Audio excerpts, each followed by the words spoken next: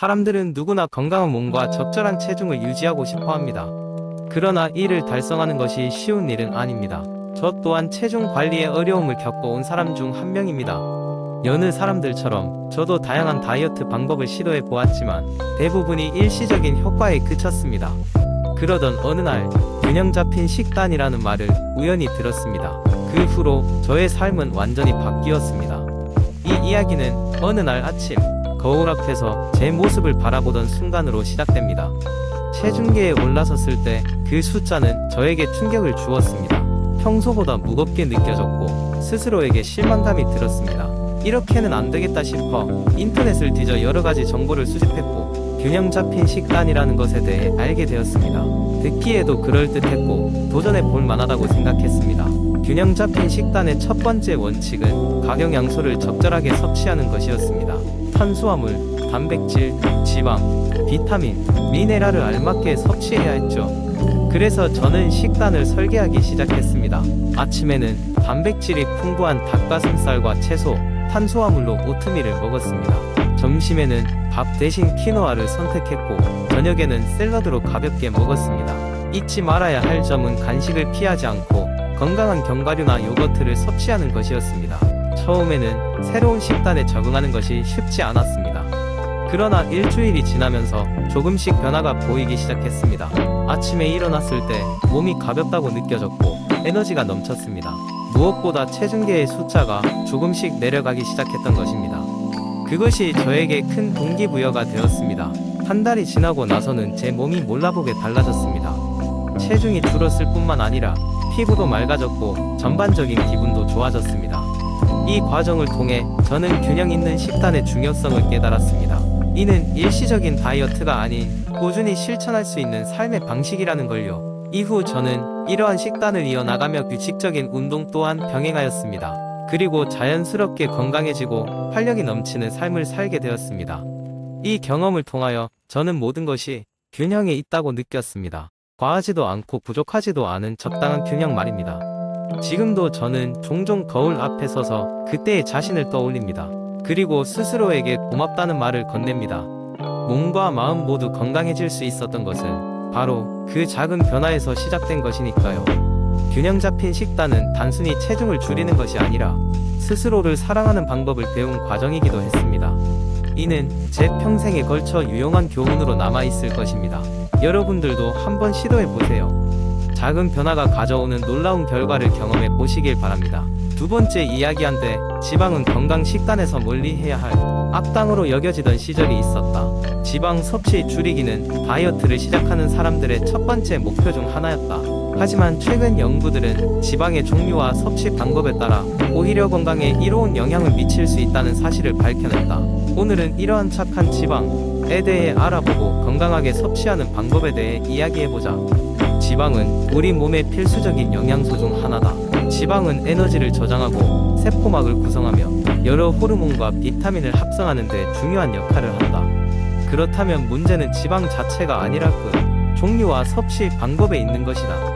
가장 먼저 살펴볼 지방은 포화 지방과 트랜스 지방이다. 포화 지방은 고기나 버터, 코코넛 오일과 같은 동물성 지방에 주로 포함되어 있으며 과도하게 섭취했을 경우 심장 질환의 위험을 높일 수 있다.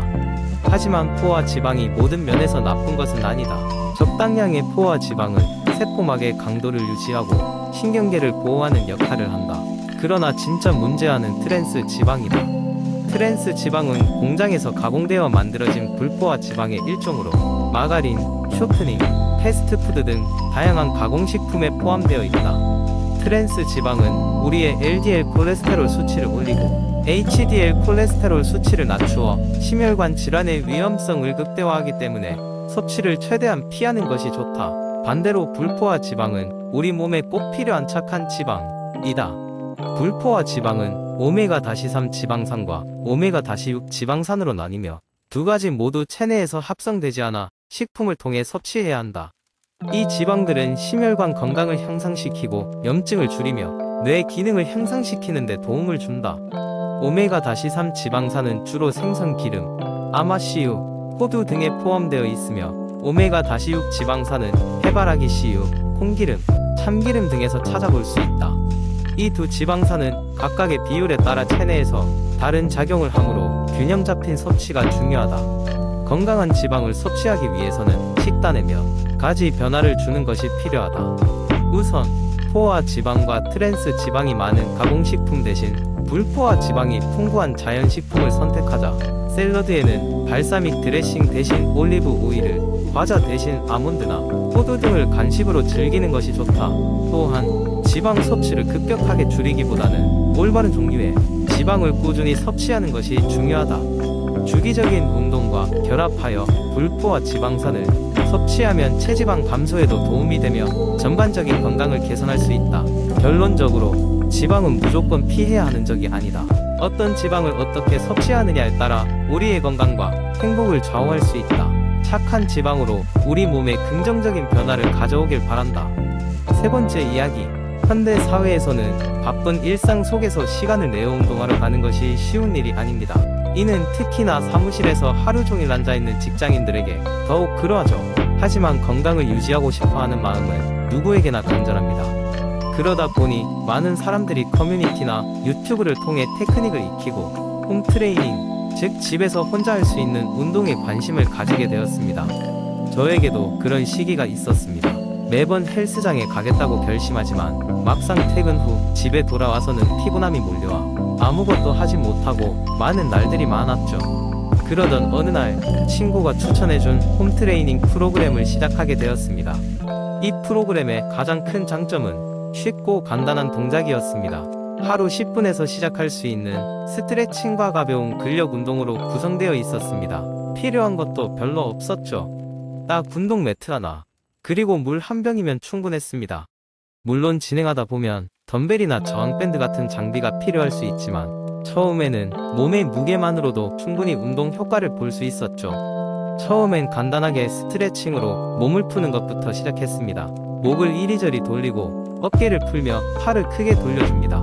그리고 매일 아침 저녁으로 플랭크를 하기로 다짐했죠. 플랭크는 코어 근육을 탄탄하게 만드는 대탁월하다는 이야기를 들었거든요. 그것이 익숙해지자 스쿼트나 런지 같은 하체 근력 운동을 덧붙였습니다. 이렇게 점차적으로 운동 강도와 시간을 조금씩 늘려갔습니다. 홈트레이닝은 물리적인 건강뿐 아니라 정신적인 안정에도 큰 도움을 주었습니다. 매일 10분씩이라도 꾸준히 운동을 하다 보니 성취감이 생겼고 그건 자연스레 새로운 프로젝트로 이어지는 동기부여가 되더군요. 몸의 건강은 정신 건강과도 연결되어 있다는 사실을 새삼 경험하게 되었습니다. 또한 저는 시간을 정해두고 매일 빠지지 않고 루틴을 실천하기 위해 알람을 설정했습니다. 아침 일찍이나 퇴근 직후에 알람을 맞추는 것만으로도 규칙적인 습관을 기를 수 있었습니다. 집안의 작은 공간에서조차 운동은 충분히 구현될 수 있음을 깨달은 과정이었습니다. 이렇게 몇 달간 하다 보니 몸에 긍정적인 변화가 생겼습니다. 더 이상 계단을 올라갈 때 숨이 차지 않았고 체력이 향상되어 활동적인 하루를 보낼 수 있었습니다. 무엇보다 건강한 생활 습관이 자연스럽게 자리 잡게 된 것이 큰 성과로 다가왔습니다. 이야기의 끝은 단순하지만 우리에게 중요한 메시지를 남깁니다. 가장 중요한 것은 꾸준함, 그리고 작은 변화를 일상에 적용하는 것입니다. 홈트레이닝은 이 두 가지를 가능하게 해주는 좋은 도구입니다. 당신도 오늘부터 작은 변화를 실천해보는 것은 어떨까요? 네 번째 이야기. 어느 햇살이 따스한 아침, 민수는 잠에서 깨어났다. 창문을 열자마자 쏟아지는 아침 햇살을 맞으며 그는 자신에게 다가오는 하루가 평범하지 않을 것 같은 기대감을 느꼈다. 더 건강한 삶을 찾기 위해 최근 민수는 웰니스에 큰 관심을 갖기 시작했다. 그 과정에서 세로토닌이라는 단어가 그의 귀에 자주 들려왔다. 처음에 세로토닌이란 단어를 들었을 때 민수는 그저 과학적으로 복잡한 화학 물질이라고만 생각했다. 그러나 더 깊이 파고들수록 그것이 일상생활의 거의 모든 면에 막대한 영향을 미친다는 것을 깨닫게 되었다. 세로토닌은 사람들을 행복하게 하고 기분을 좋게 만드는 행복 호르몬으로 정신 건강뿐만 아니라 신체 건강에도 중요한 역할을 한다. 세로토닌의 이야기를 더 깊이 이해하기 위해 민수는 지식이 풍부한 전문가들을 만나기로 결심했다. 그렇게 시작한 여정에서 그는 박사님을 만나게 되었다. 박사님은 세로토닌이 어떻게 뇌에서 작용하고 우리의 감정과 정신 상태에 어떤 영향을 미치는지에 대해 열정적으로 설명하였다. 세로토닌은 단순히 기분을 좋게 하는 것뿐만이 아닙니다. 박사님은 말문을 열었다. 이 호르몬은 우리 몸의 생리적 기능, 예를 들어 수면, 식욕, 소화에까지 영향을 미칩니다. 세로토닌 수치가 충분할 때 우리는 더 깊고 편안한 수면을 누릴 수 있습니다. 또 식욕을 조절하여 과식이나 폭식 같은 식습관 문제를 예방하는 데에도 도움을 줍니다. 박사님으로부터 이야기를 들으며 민수는 점점 더 세로토닌의 중요성을 깨달았다. 세로토닌은 단순히 기분을 좋게 하기만 하는 것이 아니라 불안과 우울증을 개선하는 데 중요한 역할을 한다는 것도 알았다. 세로토닌이 부족할 경우 우리는 쉽게 불안해지거나 우울해질 수 있으며 이는 장기적으로 정신 건강에 부정적인 영향을 미칠 수 있다. 그러나 이야기는 여기서 끝나지 않았다. 박사님은 세로토닌 수치를 자연스럽게 높일 수 있는 방법들에 대해서도 설명해 주었다. 매일 아침 30분에서 1시간까지 햇볕을 쬐며 산책을 하면 세로토닌 수치가 상승할 수 있다고 했다. 또 매일 규칙적으로 운동을 하는 것도 매우 효과적이어서 운동 후에 우리는 기분이 더 좋아지고 스트레스가 해소된다는 것도 알 수 있었다. 이외에도 오메가-3이 풍부한 음식이나 트립토판이 많이 함유된 음식들을 섭취하는 것, 명상이나 요가와 같은 심신 수련을 통해 마음의 평화를 찾는 것도 도움이 된다고 했다. 민수는 세로토닌의 이야기를 통해 자신이 스스로 할 수 있는 작은 변화들이 일상생활의 질을 얼마나 크게 바꿀 수 있는지를 깨달았다. 그는 박사님과의 대화를 통해 새로운 영감을 얻고 자신의 생활 방식을 점점 더 긍정적으로 변화시키기 시작했다. 이후 민수는 아침에 공원에서 달리기를 한 후 신선한 공기를 마시며 건강한 아침 식사를 준비한다. 명상으로 하루를 마무리하면서 그는 마음의 평화를 찾고 세로토닌을 높이는 모든 방법을 실천하며 더욱 행복하고 건강한 삶을 누리고 있다. 이렇게 그는 자신의 웰니스 여정을 통해 더 좋아진 자신의 모습을 발견하며 행복 호르몬 세로토닌이 가져다준 변화를 즐긴다.